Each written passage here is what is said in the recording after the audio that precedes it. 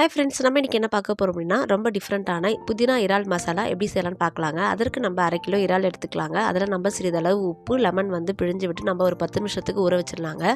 அடுத்து ஒரு மிக்ஸி ஜாரில் 1 கட்டு புதினா, 1/2 கட்டு மல்லி எடுத்துக்கலாங்க. எடுத்துகிட்டு அது கூடவே சிறிதளவு சீரகம், 1 பச்சை மிளகாய், 5 பல் பூண்டு, 1 பெரிய வெங்காயம், 1 பெரிய துண்டு இஞ்சி ஆட் பண்ணிக்கலாங்க. ஆட் பண்ணிவிட்டு கொஞ்சமாக தண்ணி விட்டு நம்ம மைய அரைச்சி எடுத்துக்கலாங்க.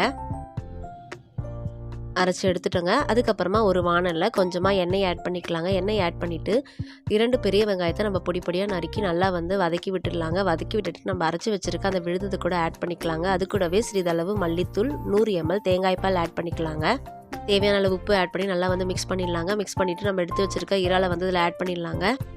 அடுத்து நம்ம ஒரு மூடி போட்டு இதை ஒரு 10 நிமிஷத்துக்கு நல்லா கொதிக்க விட்டுடலாங்க. கொதிக்க விட்டு ஓப்பன் பண்ணிங்க அப்படின்னா சூப்பரான ஒரு புதினா இறால் மசாலா ரெடி ஆகிடுச்சுங்க. கடைசியில் கருவேப்பிலை இலைகளை ஆட் பண்ணிக்கலாங்க. இது சாதத்து கூட வச்சு சாப்பிடும்போது ரொம்பவே சூப்பராக இருக்குங்க. ட்ரை பண்ணி பாருங்கள். தேங்க்யூ.